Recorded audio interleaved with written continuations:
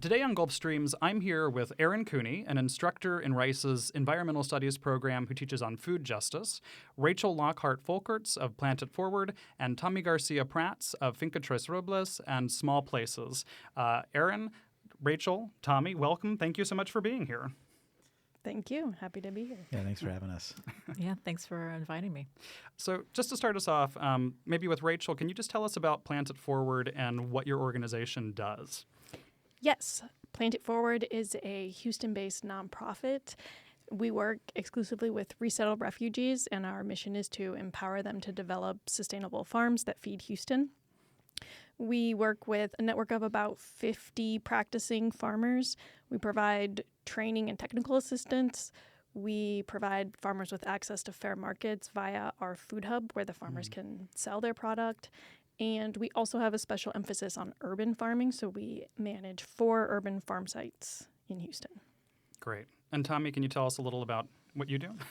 Yeah, so Small Place is a nonprofit, and we use urban farming as a tool to upend systemic inequalities at the neighborhood level. So we run our urban farm that most people know us as is Finca Tres Robles. That's Spanish for Three Oaks Farm. So we were founded in 2014, and we leased an acre and a quarter of land there. We do community-based food production, food distribution. We do farmer training, education, and then really trying to be like a community green space. So a place for our community to gather, build community pride, to learn, to feel welcome and safe, and to connect. Yeah, that's terrific. I'm curious because hearing both of you, urban farming is something that you're highlighting here. What does urban farming mean and look like? Why is this significant? Most straightforwardly, it's farming in an urban space. All right, so just what it sounds like, right? Exactly, no tricks. But it is farming in the places where we live. And as folks who have chosen to live in the city, that is important to, I think Tommy and I have talked about this, to us in particular, because we're attracted to agriculture, but we know that it's also important to the broader community because of the response that people have when they find this living green space in an unexpected place. And a farm is much more than the lawn-style parks that we're so used to. And the community is hungry for that kind of connection. Pun intended there. Pun intended. I'll pass it over to Tommy. Yeah, I think it's actually a great question, Weston, because when people say urban farming or urban ag, a lot of time their brains can go to like a community garden or some other kind of more community-based small-scale models. And there's nothing wrong with that. I think something that we want to talk about within our organization is how we describe our work as really a professional endeavor. That requires skill, requires experience, requires knowledge, requires an investment of time and energy that would be different for like a community garden. And I think it's an important distinction. And it's why we're in the city. It's like I tell people, we're not an urban farm because we think it's cool. We're an urban farm because we see it as a strategic initiative to have this conversation, right? If I was out in Brenham and had to drive an hour and a half in, it's like harder to get into the center where this is where everything's happening. Like the seat of power is here. This is where culture, economy, so much power is in these urban centers. And we believe that agriculture is on the periphery because we don't have a say. And the people who do have a say, they don't have a deep understanding of the importance of agriculture within our economy, within our culture. And that's not just in urban settings, that's in rural places as well. So we want to be here and have voice and have conversation and try to get our city to maybe understand the value of it. And that's what we say is like, why aren't there farms in urban places? And our answer, and this is after like years and years of farming there, is that we don't see it as valuable enough to be on valuable land. And that's why we're here, because we're saying actually it's extremely valuable and it's worth putting on valuable land. Thank you so much for telling us about that. I think, urban farming, urban gardening obviously fulfills a role of meeting needs in food deserts. That's obviously a primary function, and I know we're going to talk about that. But one thing to come back to your answers there, what's so fascinating is what you're doing, and why it's so important too is because it's reconnecting us to our food systems. And again, Tommy, you mentioned it's something that's often invisible to many of us city dwellers, but it's so primal, so important, and it's complete, well, not completely, but it's often invisibilized. So having that access to how our food is grown, how it is produced with labor, but the works of the soil and the air and the sunlight and how it happens, it doesn't magically appear in a grocery store, is such an important function of what you're doing. Can you speak to that? Yeah, I'm happy to jump into that. Yeah. I'm not quite sure where to start. Yeah, that's like my journey.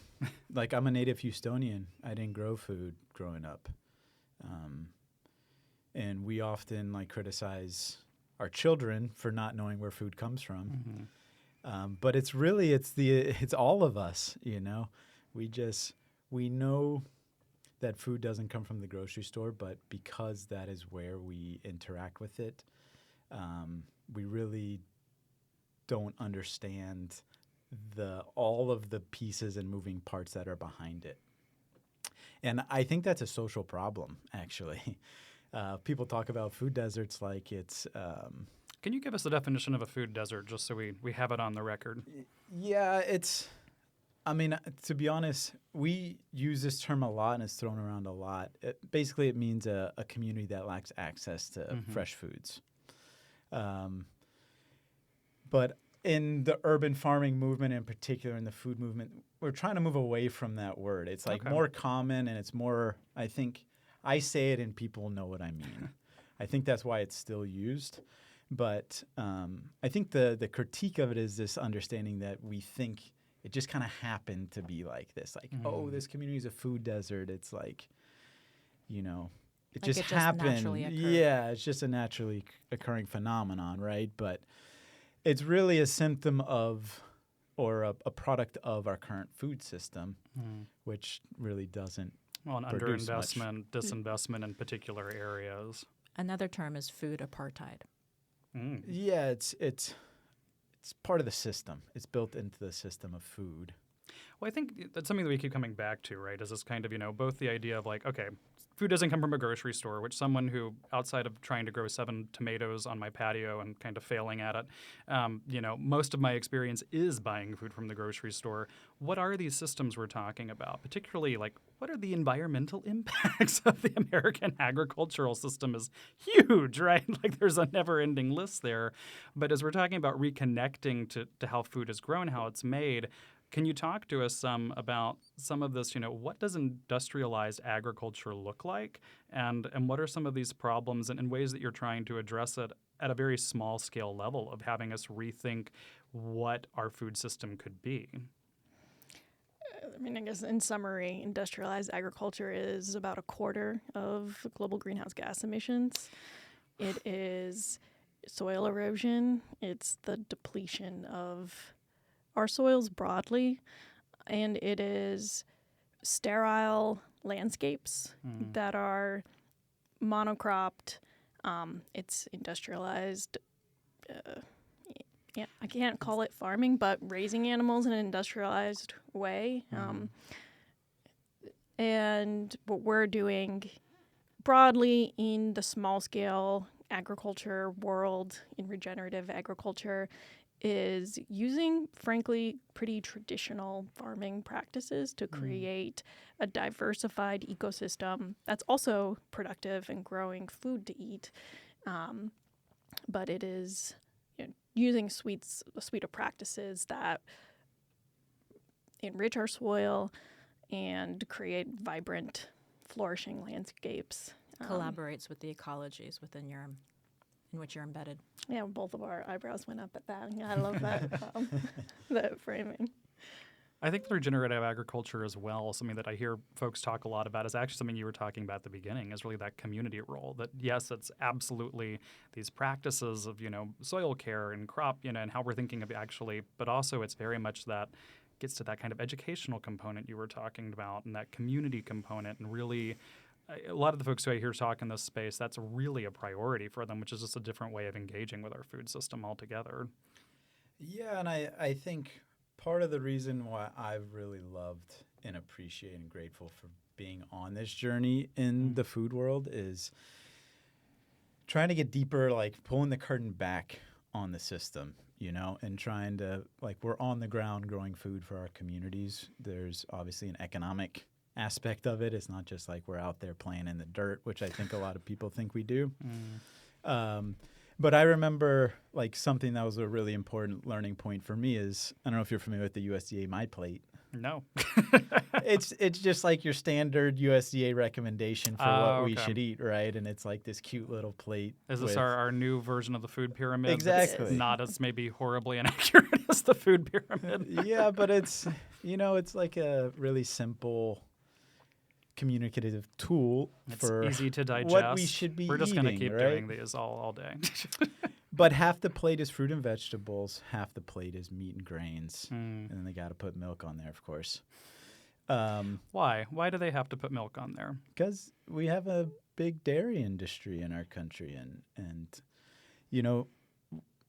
I think it's more complicated than just growing lots of food. Monocropping is bad, and what we do is good, right? There's a lot of people, and we got to feed them, and there's some of those things, we couldn't just stop our huge ag industry and we'd all be fine.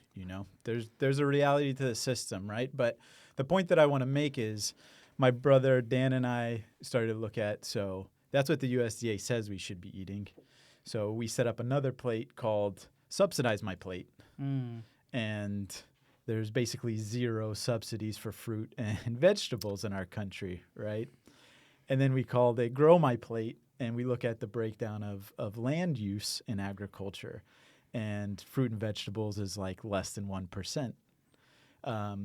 So, we have the same department basically doing the opposite thing. And when we talk about food deserts or communities that lack access to fresh produce, I'm of course, right?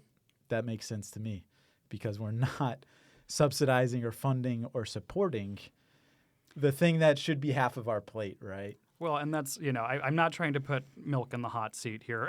I'm not anti-milk. I asked the question partially because I wanted to get to do exactly what you're pointing out, right, of what industries do we really see well represented, both at really at a policy level, right? And my understanding from having heard both of you speak before is that there's not as much support perhaps for smaller localized food systems and food networks. And Rachel, I'm wondering if you want to talk some about, what are the policy challenges to regenerative agriculture, to localized farming, to some of the things that I know Plant It Forward has really been pushing.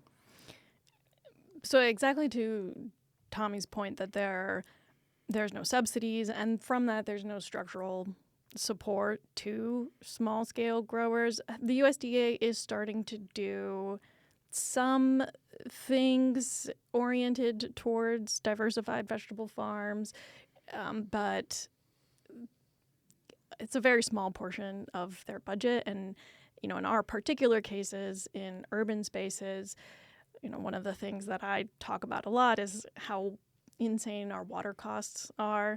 So very specifically in Houston, farmers are paying, the same as someone would pay to water their lawn to grow vegetables.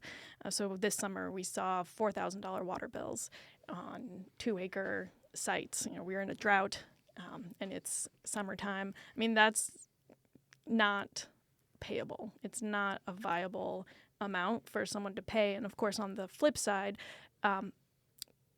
we do hear not infrequently some frustration from the community about how expensive produce is. But of course, from our perspective, the farmer is not being paid nearly enough. Someone might, at the end of the day, take home $30,000 from their work growing on an acre.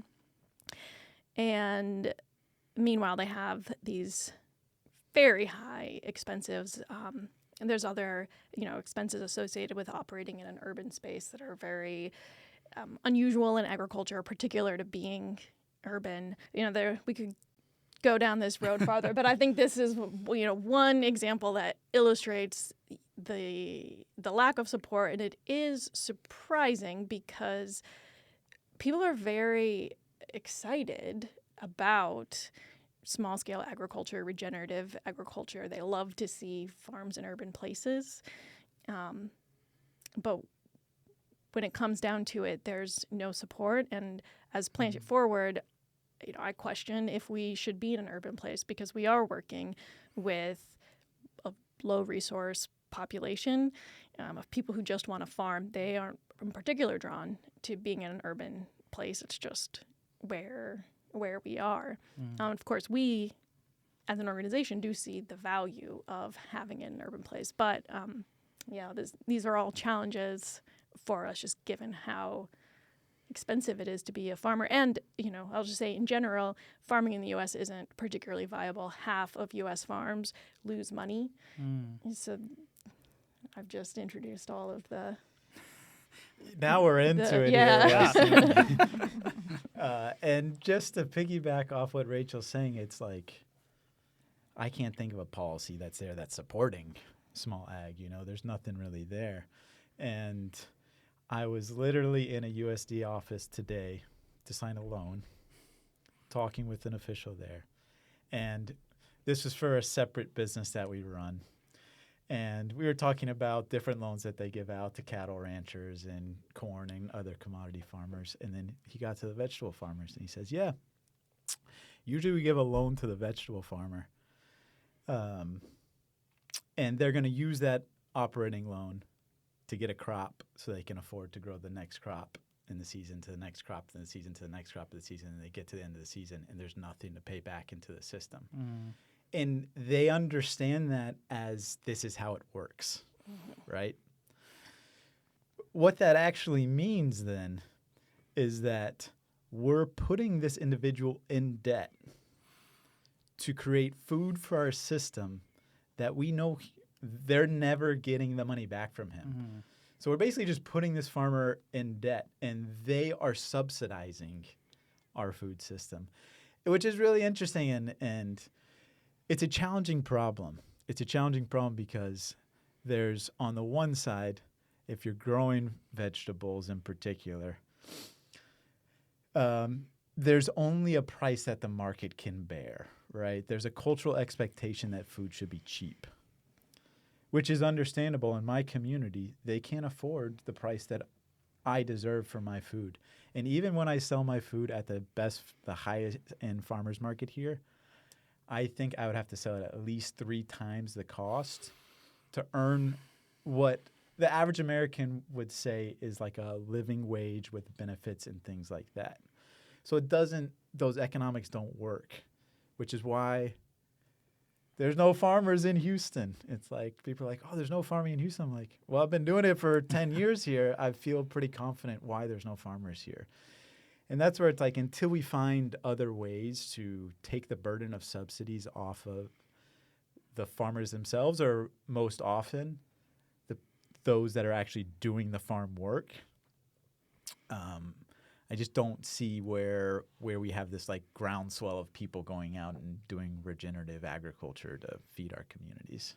Sorry, I was going to just say, Tommy, hearing you say that the image of the plate that you mentioned at the beginning then comes back to my mind, because the recommendation is half of that's filled with fruit and veg, which isn't being subsidized in the same way. I'd love to hear you talk about the central role of subsidizing corn and soybean. That is really underlying this whole system, and how it is also, the central pillar to then livestock, feeding and meat producing. And again, fruit and veg shifted off to the side. My take on that is it's not one or the other, right? It's both and. Part of the reason we subsidize agriculture, and it's a complicated discussion, but part of it is that agriculture is not economically viable within our current system. So we have to do that. And even with those subsidies, 95% of farmers, and this is a USDA stat, 95% of farmers work off farm, right? So that means even with subsidies, most of them are still having to bring in income off farm. And so economically, we haven't figured it out how to support an agricultural system. And then the bigger piece is farming on scale with big tractors is a lot easier, right? And corn and soy are two examples of like crops that you can grow with that sort of machinery on that sort of scale with a meaningful payoff.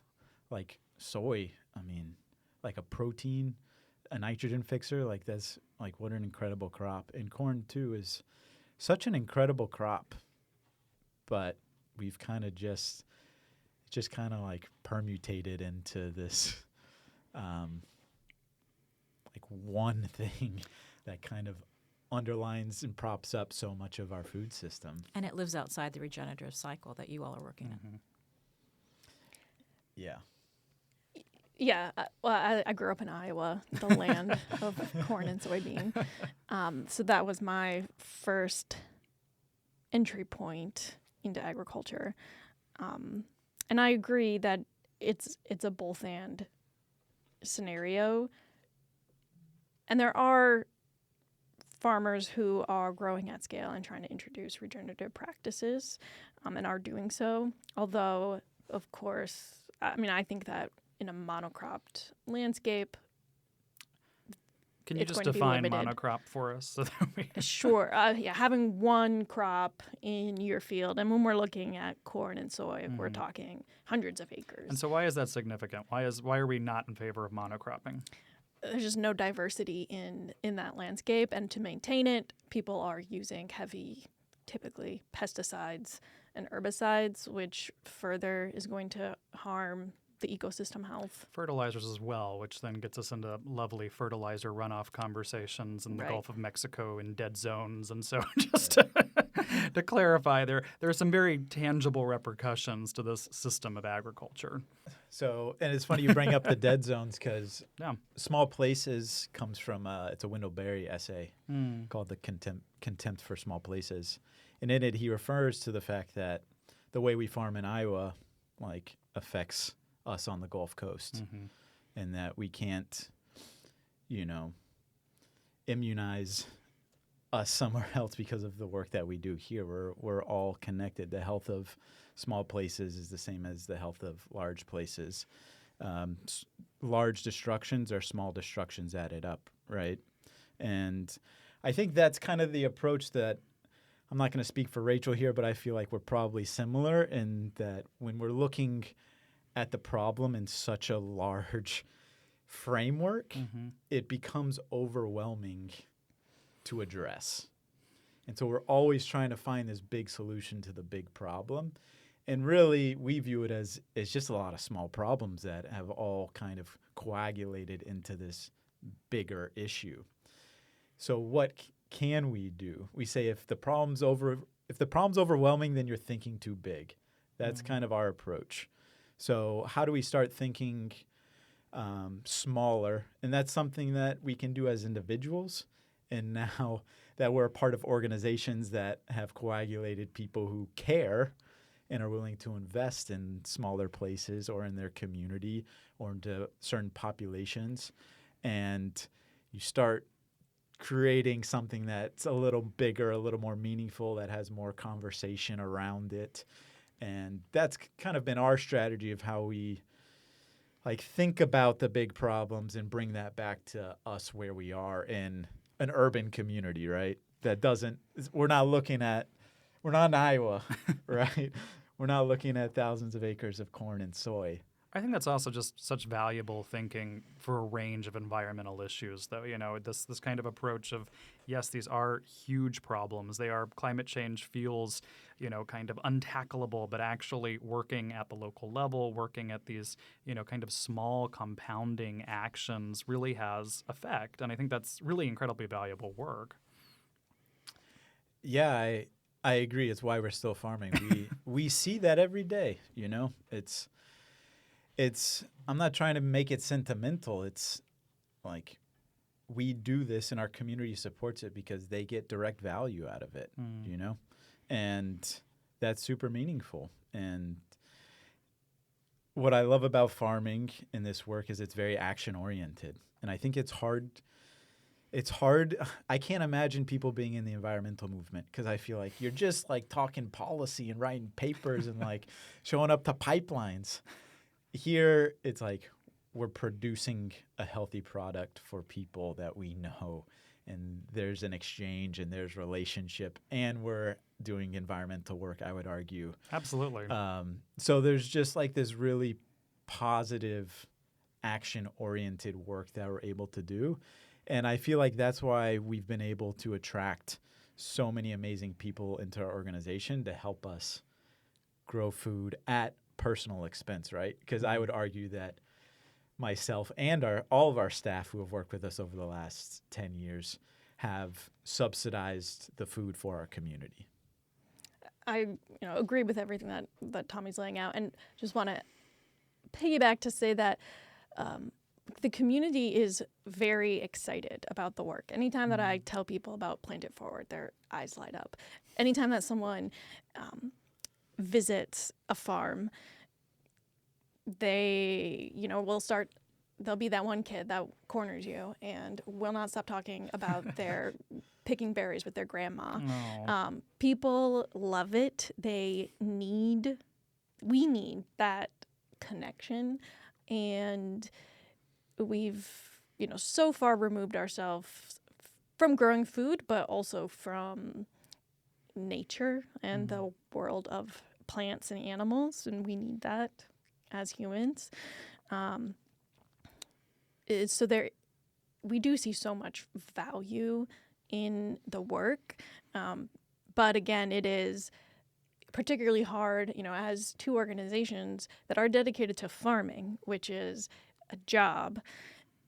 There's no money in it, and it's just So this is our circle.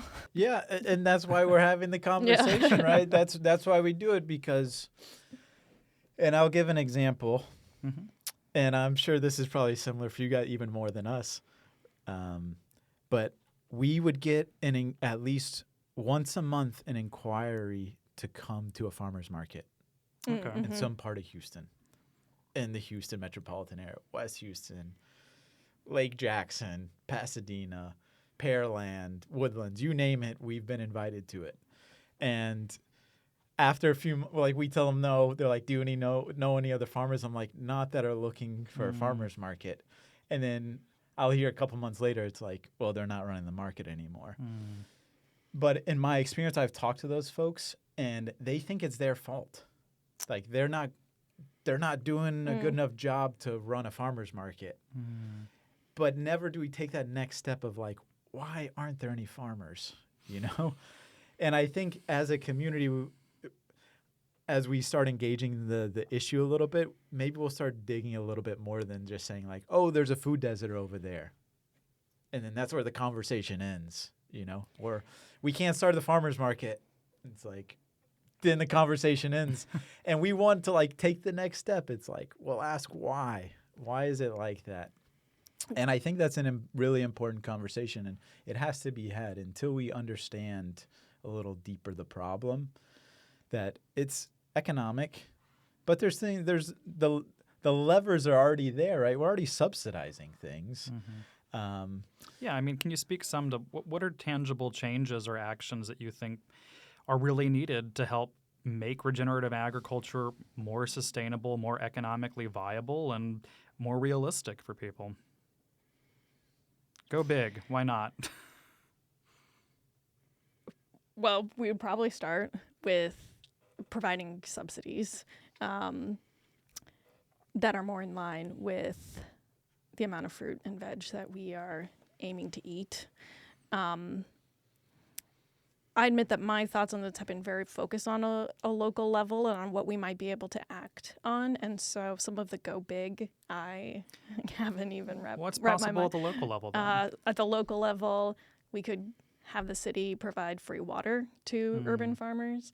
At the local level, for tax purposes, typically agricultural land will be valued at a different, lower rate than land for development purposes.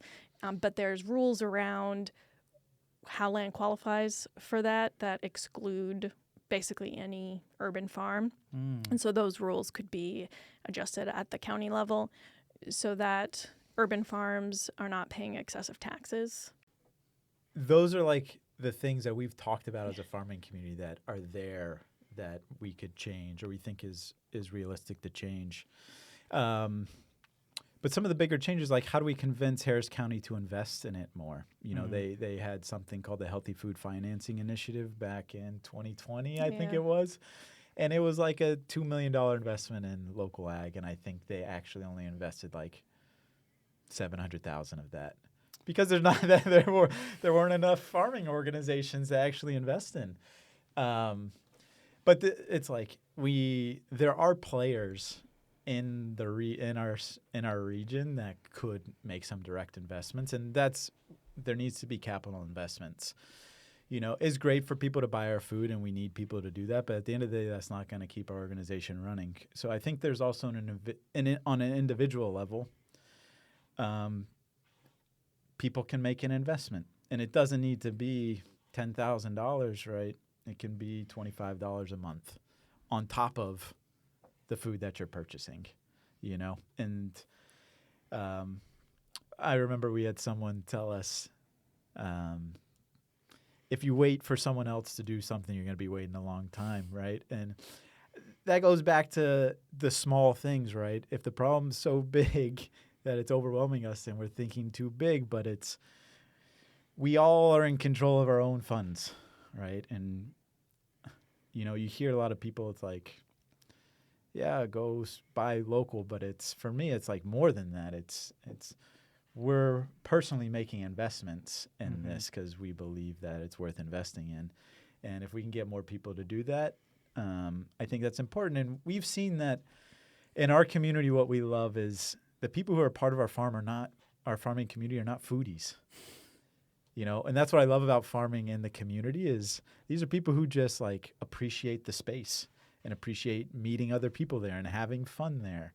And that's what we miss about farming. We think it's like this health and like wellness endeavor, which it is at a base level, but it's also about just like connecting with our environment, connecting with our place, knowing about our place. It's like I've learned so much about Houston by farming here. Can you talk more about that? I grew up in Houston, and it's just like we just thought it was like cars and oil and gas, and you know, we literally went from our house to the church to our school and our sports. Like that was Houston to us. And when I started farming here, this is the most incredible climate I've ever lived and farmed in. It's madness. Incredible good.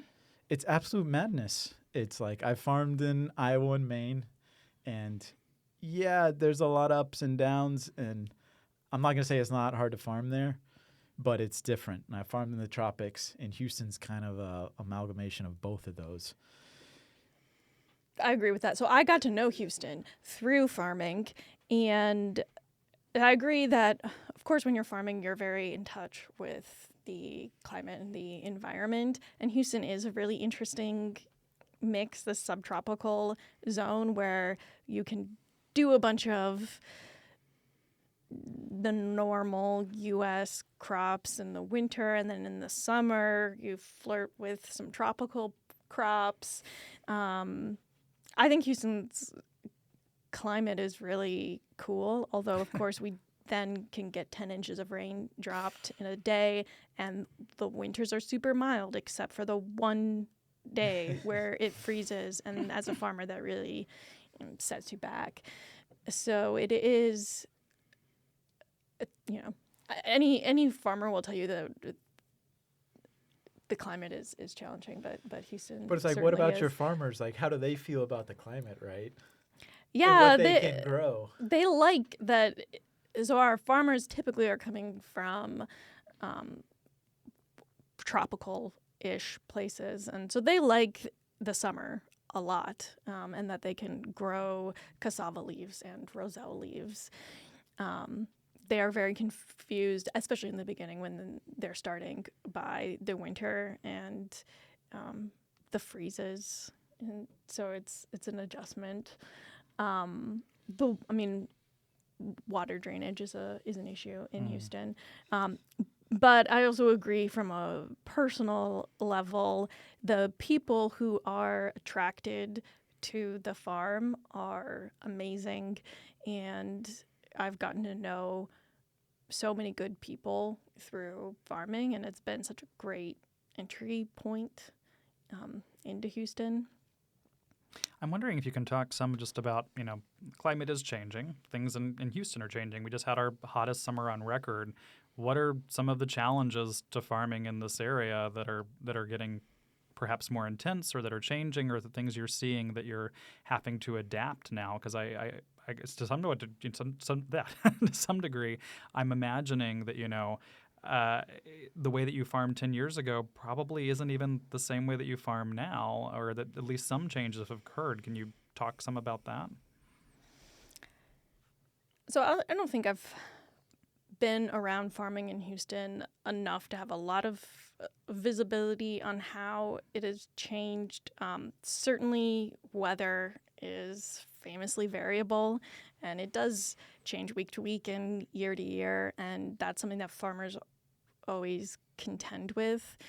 It does seem generally that the cold snaps are getting a bit more frequent, and that the rain in particular, rain patterns are expected to be more volatile. It's pretty scary to think that there might be more tropical storms. Obviously, we had a very dry year this year, but it is typically our problem in Houston is too much water, and that is a really tricky problem. There's no slope in Houston, and we're in a swamp. So thinking about a future where heavy rain events are more common is intimidating.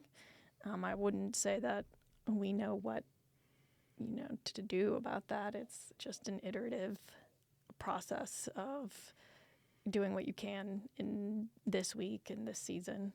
We just had Indigenous People Day not that long ago, right? And something that we thought about is like, I've been farming here for 10 years, and I feel like the place has just changed for me. But what if we had been connected to this place consistently for thousands of years? Like, what the depth of our knowledge of this place is. So I think that's important context for us is we really, from an agricultural and environmental perspective, have very little knowledge of like what this place actually is.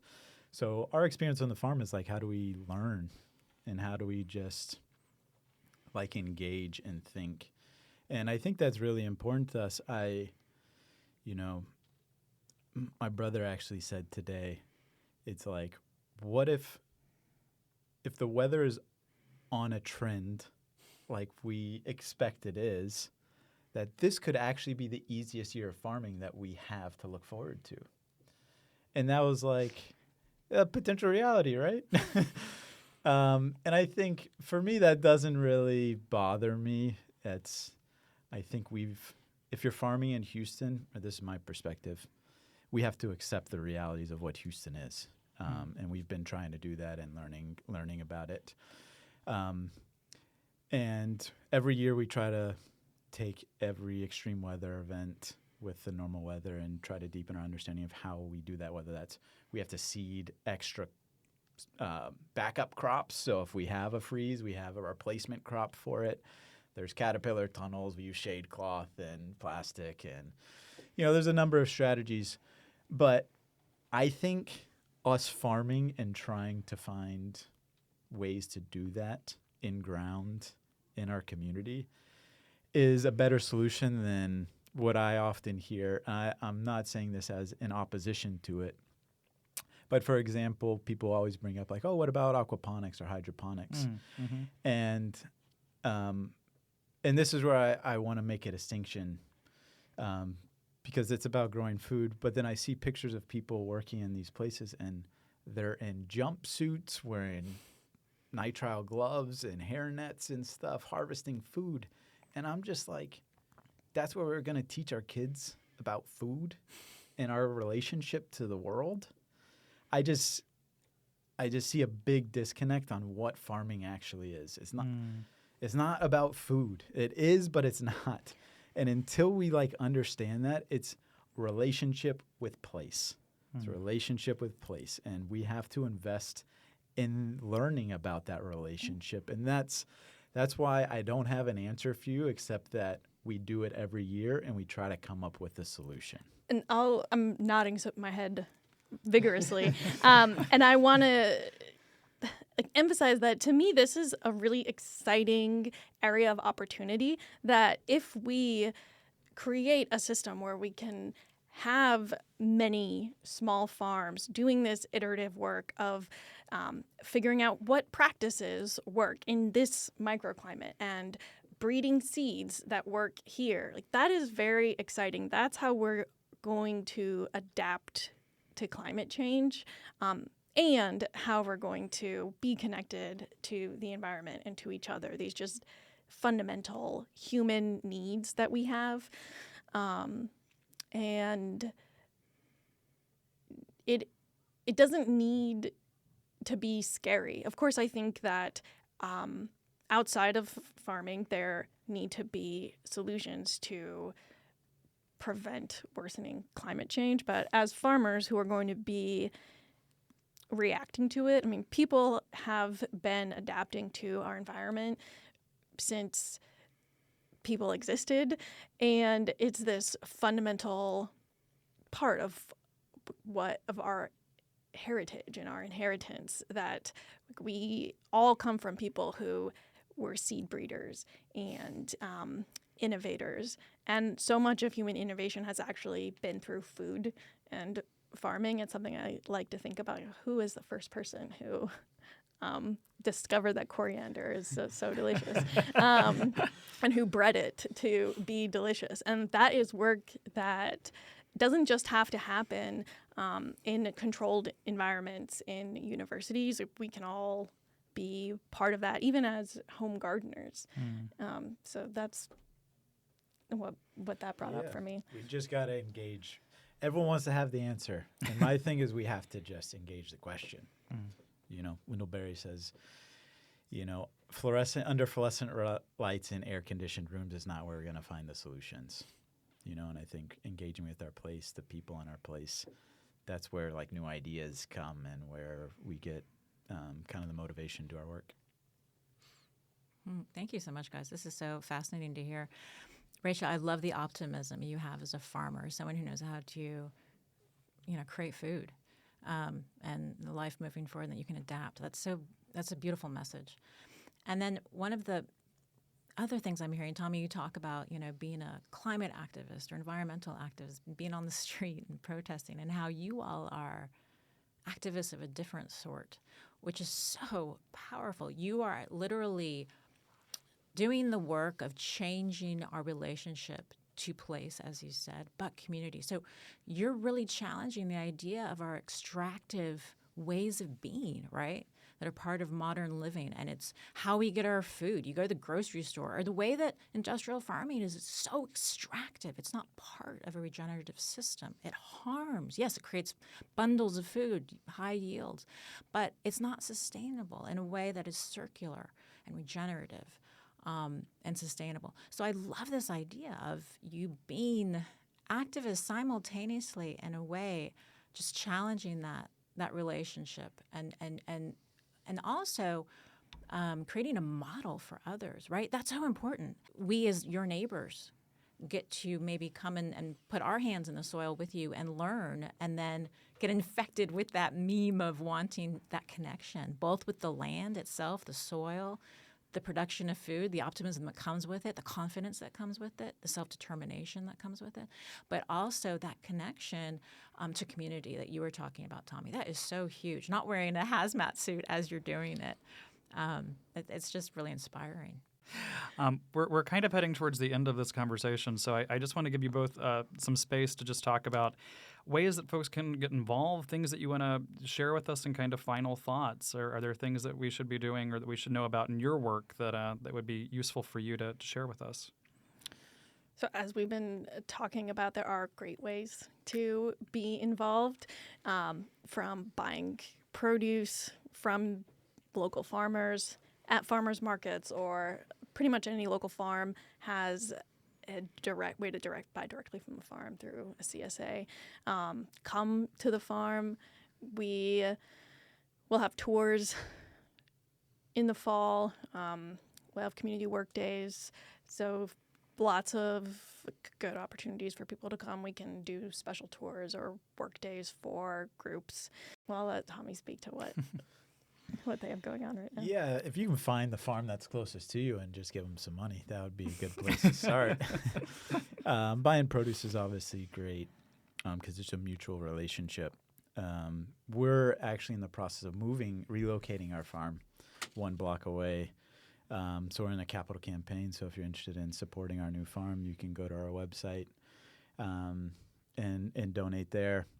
But something that I like, this is like always a problem. Like, what do you do, right? And the best answer that I've come up with and come across is actually Wendell Berry reference. He says, do something that doesn't compute. And for me, that means do something that doesn't make sense within the logic of our culture. And everyone can do that, you know? And I think it can be anywhere from like driving home not on the freeway. Because if you don't go by the freeway is the fastest point from A to B. So if you take a ground route, maybe you'll see something that you've never seen before in your place, right? Or coming home and the dishes are dirty because your kids didn't come home from school and clean them up and show them compassion, even though you're pretty frustrated with them, you know? Or, I don't know, instead of going out for a meal that's really expensive that you deserve because you worked hard for your money, instead of saying, no, I'm going to give it to Plant It Forward. I mean, there's decisions every day that we can make that get out of this logic of our culture that I think a lot of us are frustrated with, that don't change the world, but it allows us to step outside of that logic and carve like a different experience. And I feel like those different experiences help us kind of find that hope that we're all looking for, right? I think we're all looking for today, and it's really hard to find. But doing something that doesn't make sense, I think, is a place that we can find some joy, surprisingly. Well, that is a great note to end on. So I just want to say again, Tommy, Rachel, Erin, thank you so much for joining me in the conversation today. I've so enjoyed speaking with all of you, and thank you for all of the great work you're doing around town. So thanks for being here. Thanks for having us, Weston. Yeah, thank you. Thanks. Yeah. Now we'll go over to our researcher, Jaden, who will talk to us about a new, really exciting series that she's coming up with that I think you're really going to appreciate and enjoy learning more about. Hi everyone, I'm thrilled to announce that in the upcoming weeks through a series of short stories, we'll delve into the critical issues of water conservation and sustainability. Water sits at the core of, well, everything. It nourishes societies and underpins the very essence of our existence. Water conservation and sustainability impact a vast range of topics from global food security, such as agriculture, which is a cornerstone of human civilization, as it depends on water for irrigation and crop production. Further, sustainable water practices are essential for ensuring food security globally. This issue is so pressing that in the event of water scarcity, it can lead to crop failures, which lead to food shortages and increased vulnerability to climate-related disruptions. Implementing water-efficient agricultural techniques, optimizing irrigation systems, and adopting resilient crops contribute to a sustainable and secure food supply for our growing global population. The topic of water conservation and sustainability also extends to ecosystems. Water is the lifeline for ecosystems. It is a key factor in maintaining biodiversity and ecological balance. Aquatic habitats, wetlands, and rivers are interwoven, forming the foundation of diverse ecosystems. By conserving water, we are able to protect the habitats of countless species, preserving the delicate balance of flora and fauna that sustains the health of our planet. One area where water conservation and sustainability efforts are extremely important are on college campuses. Colleges across the world are recognizing the urgency of creating effective, sustainable practices. From energy efficiency initiatives to waste reduction programs, universities are enacting a variety of measures to reduce the environmental impact. An extraordinary example of this is an integration of renewable energy sources such as solar panels and wind turbines to help power universities.